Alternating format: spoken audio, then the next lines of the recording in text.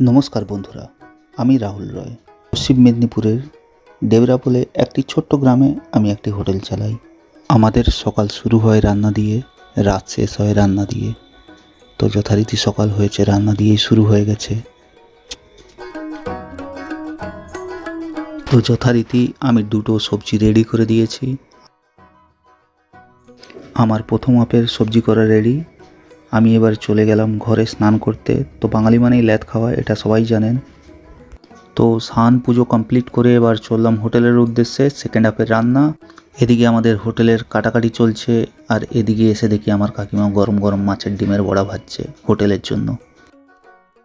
Second হাফের রান্না complete করার পর লেগে পড়লাম হোটেলে, কারণ অলরেডি ভিড় লেগে গিয়েছে হোটেলে।